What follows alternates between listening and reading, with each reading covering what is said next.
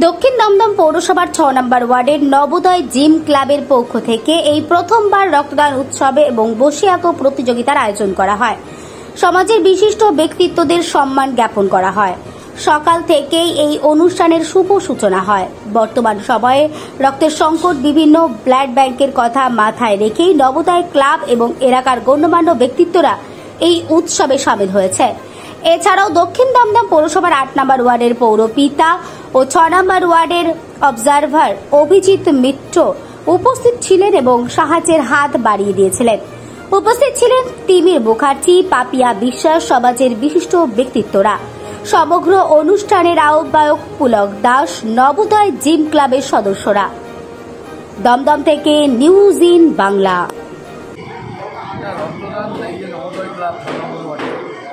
এরা সবাই সমাজ কর্মী, এখানে তারা ধ্যান করার সাথে সাথে মানুষের যে প্রয়োজনীয় রক্ত, সেটা যে তারা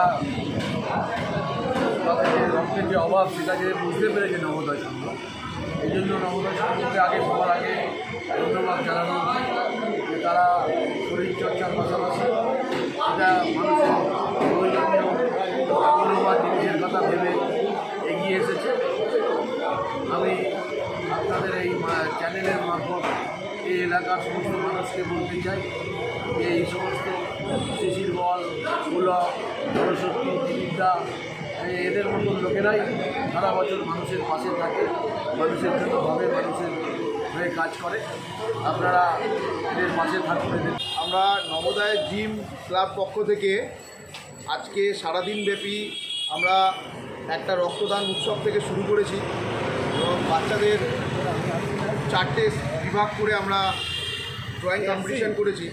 আমাদের সকালবেলায় প্রায় 64 জন রক্ত দিতে এসেছিল, আমরা সবারটা নিতে পারিনি টাইমের অভাবে। আমাদের এখানে 51 নাম্বার লোকে রক্ত দিয়েছে, যারা আমাদের 6 নম্বর ওয়ার্ডের বাসিন্দা, তারা 51 লোকে রক্ত দিয়েছে।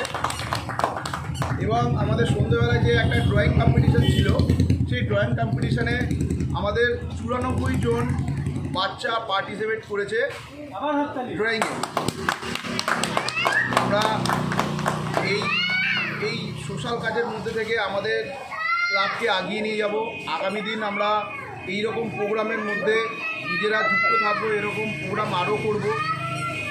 আমাদের সাথে আমাদেরকে যারা সহযোগিতা করেছে, তারা আমাদের পাশে না থাকলে আমরা হয়তো এই বড় প্রোগ্রামটা করতে পারতাম না।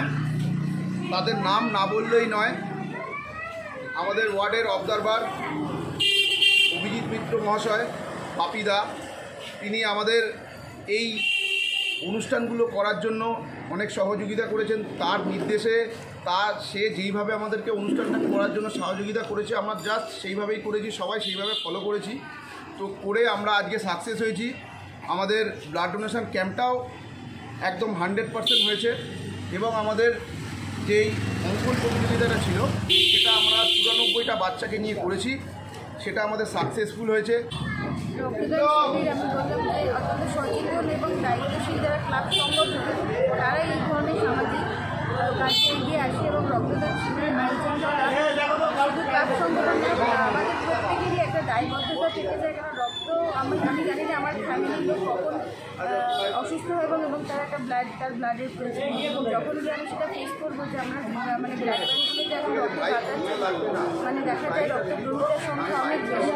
আর গ্রীষ্মকালে রক্ত সংকট কমে যায়, সামনে ডেঙ্গু আসছে, এরকম একটা অ্যাটমসফিয়ারের মধ্যে এখানে রক্তদান শিবির আয়োজন করা মানে ক্লাবের সমগ্র সদস্যরা অত্যন্ত ধন্যবাদ জানাবো এবং যারা তাদের আয়োজনকে উৎসাহকে বাস্তবায়িত করার জন্য তাদের পাশে দাঁড়িয়েছে। আমাদের রাজ্যের শিক্ষামন্ত্রী সবসময় এই ধরনের সামাজিক কাজে অনুপ্রেরণা দেন এবং ক্লাবগুলোকে এগিয়ে আসতে এবং সহযোগিতা করেন।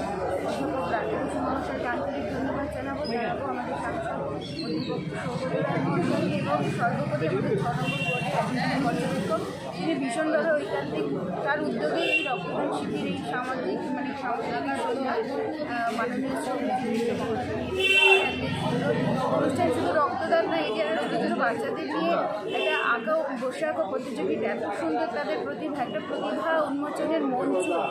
আগামী দিনে আমি ওই ক্লাব সংগঠনের কাছে প্রত্যাশা রাখবো তারা আগামী বছরে এইভাবে তাদের প্রথম বছরটা যেন ধারাবাহিকভাবে চলে, দ্বিতীয় তৃতীয় করে, এবং বছরের পর বছর এই ধরনের সাংস্কৃতিক অনুষ্ঠান হয়। আমি ভীষণভাবে আমার পাড়ায় এই ধরনের অনুষ্ঠান হোক, আমি চাই হোক, এবং আমার পাড়াটা আরও মানে যেটা আমাদের এই ধরনের সামাজিক অনুষ্ঠানের মধ্যে দিয়ে যে সামাজিক পরিকাঠামো তৈরি হয়।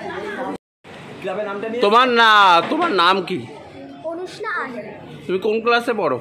ক্লাস 4। এই যে তুমি যে আজকে এত সুন্দর ক্লাবের তরফ থেকে জিমের তরফ থেকে যেটা পুরস্কার পেলে নবোদয় সংঘ, কি বলবে আজকের দিনটাকে? আজকে আমার খুব ভালো লাগছে। আঁকা কতদিন ধরে শিখছো? আমরা 2 বছর ধরে শিখছি। শিক্ষাগুরু কার কাছে শিখছো? রাজেশ কুমার দাস। আচ্ছা, আগামী দিনে কি শিল্পী হতে চাও? হ্যাঁ।